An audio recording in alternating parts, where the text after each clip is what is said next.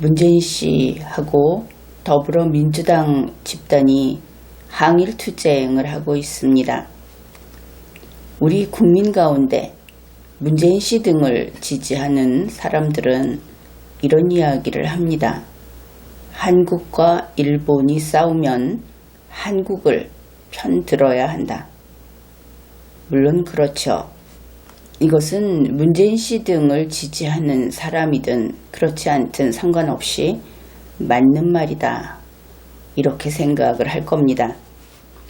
그러면 이제 그들에게 우리가 미진한 부분, 그것을 질문을 해보기로 하죠. 그러면 이번 싸움이, 이번 시합이 2019년의 시합인가? 그런데 그들은 이상한 답변을 합니다. 아니라고 하는 것이죠. 그것은 1941년 이전의 시합이다. 이렇게 답을 합니다. 그러면 참 오래전 일이다. 그렇죠. 그래서 그러면 1941년 이전부터 지금까지 이 시합이 계속되고 있는 것인가? 이렇게 질문을 합니다. 그러면 역시 또 아니다. 이런 답을 해주죠.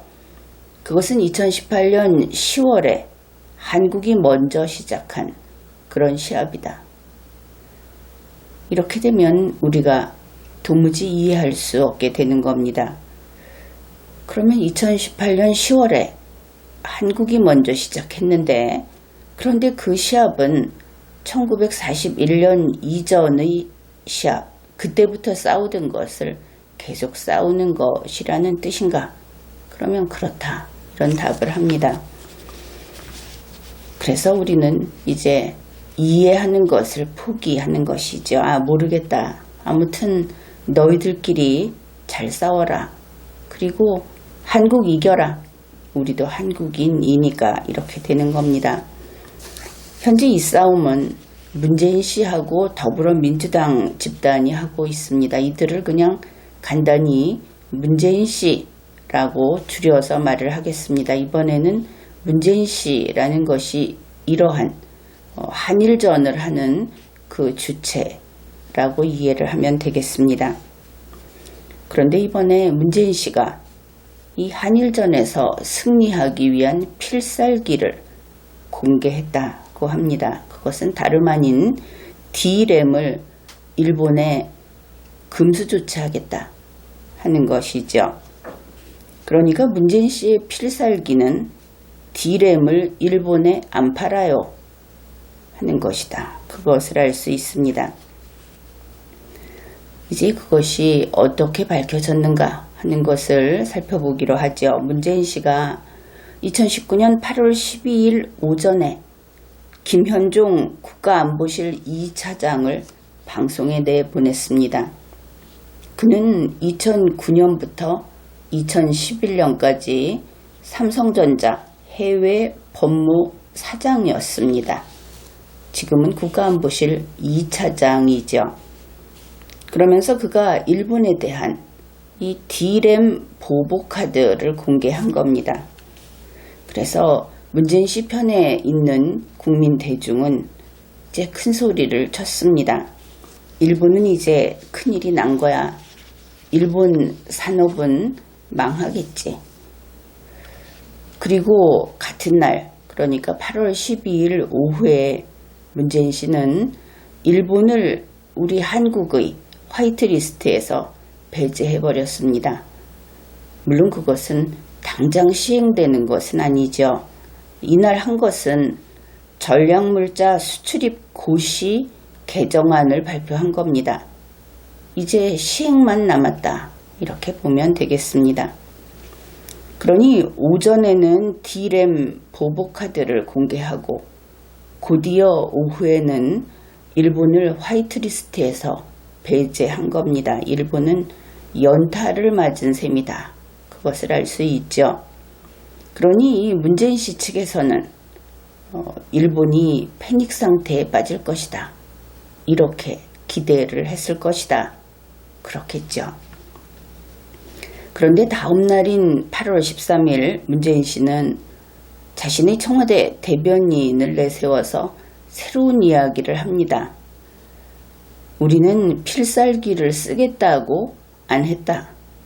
우리는 필살기가 있다고 했다. 무엇인가 몇 걸음 뒤로 물러난 그런 인상을 받죠. 그래서 정확히 이런 이야기를 합니다. 국산 D램의 점유율이 워낙 높아서 그 자체만으로도 보복카드가 될 수 있다는 의미이지 D램 대일 수출을 안 하는 게 우리의 카드라는 게 아니다. 그렇지만 이것은 사실이 아니다 하는 것을 알 수 있습니다. D램 점유율이 워낙 높아서 그것만으로 보복카드가 될 리가 없죠. 카드는 쓰지 않으면 카드에 영향을 미치지 못합니다. 그래서 무엇인가 몹시 캥겨 하는구나, 이것을 짐작할 수 있는 겁니다. 그러면은 문재인 씨의 필살기 D램 일본 금수 조치의 작동 원리, 이것을 살펴보기로 하죠. 문재인 씨 측은 우선 이런 패턴을 따릅니다. 첫째, 한국이, 둘째, D램을 만들어서, 셋째, 팔고, 그렇게 팔아서 넷째, 돈을 번다. 이렇게 되는 것이죠.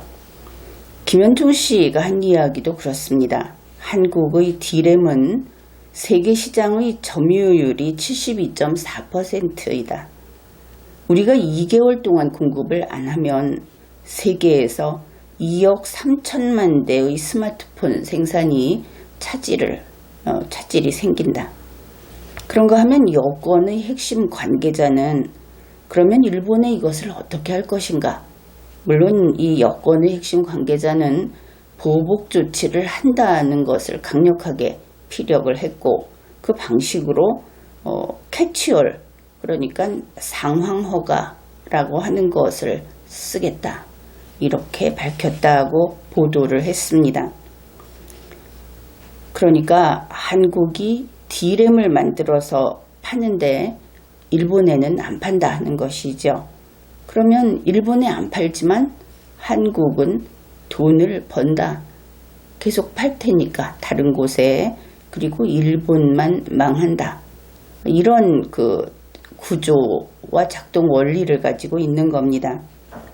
더불어민주당 측에서 좀 더 상세한 이야기를 해줍니다. 앞에서 말한 이 여권 핵심 관계자, 그의 말입니다. 국산 D램의 대일 수출 규모는 3조 원에 못 미치지만 일본이 그 D램으로 만드는 완제품의 가치는 수십조 원이 넘는다. 삼성전자의 높은 사양 반도체에 의존해 온 게임기 시장 세계 1, 2위 소니와 닌텐도 등이 큰 타격을 입게 될 것이다. 그런데 뒤에서 보면 이 게임 이야기를 하고 있어서 이 여권의 핵심 관계자가 게임 업체하고 관련이 있는 김병관 의원인가 하는 생각을 하게 됩니다. 만일 그렇다면 김병관 의원은 말을 좀 많이 했다, 이런 인상을 받죠.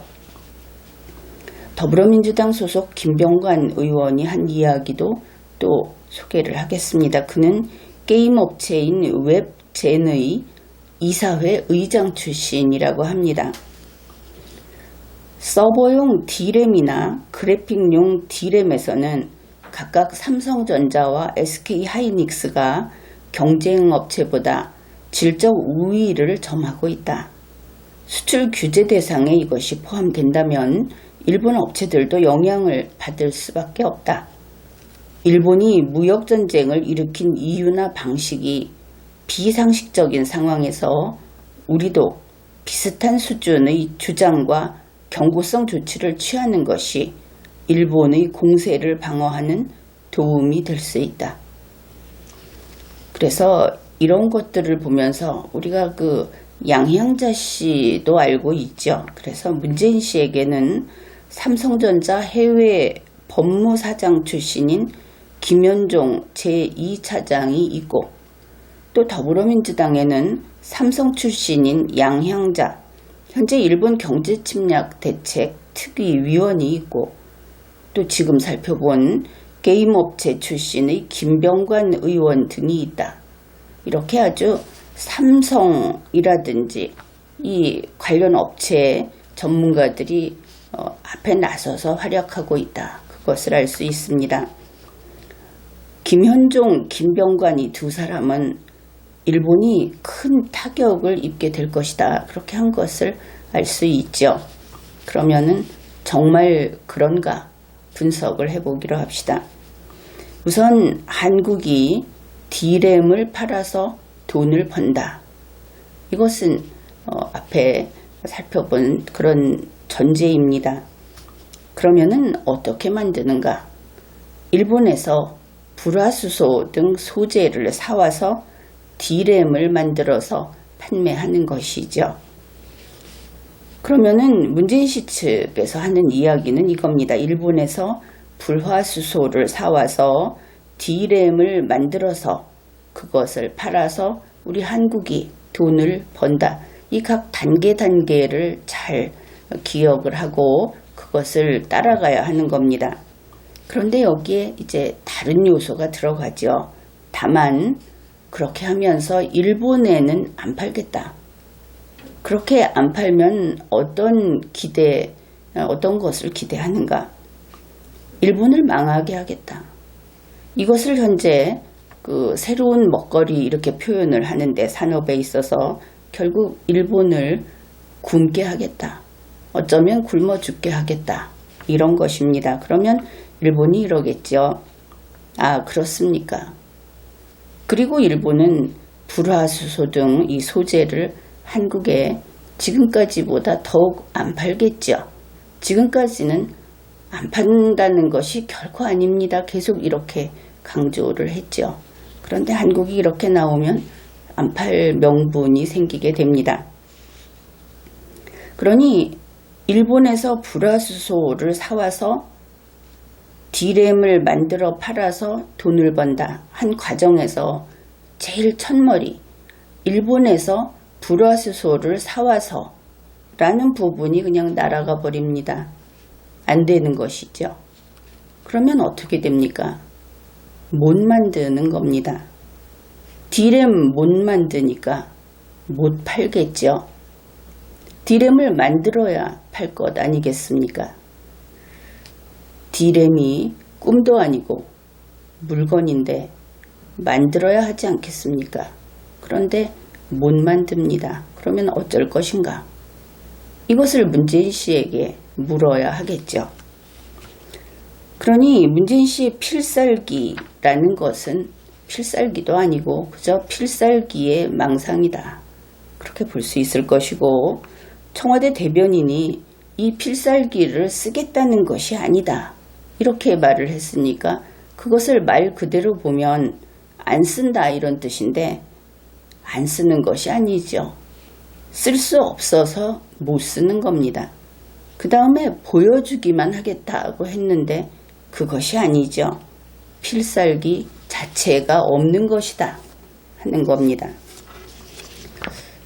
왕년에 삼성전자 해외 법무사장이었던 김현종 씨가 말을 했습니다. 한국의 D램은 점유율이 72.4%다. 그럼 그게 무슨 뜻인가? 우리 한국이 안 만들면 세계가 멈춘다. 그러니 이것은 일본에 대한 보복 카드로 훌륭하다. 이렇게 이해할 수 있겠습니다. 이제 여기에서 김현종 씨는 아는 것이 없다. 이것을 확인하게 됩니다. 무엇이냐 하면은 일본이 수입하는 한국산 메모리의 비중이 별로 높지 않다.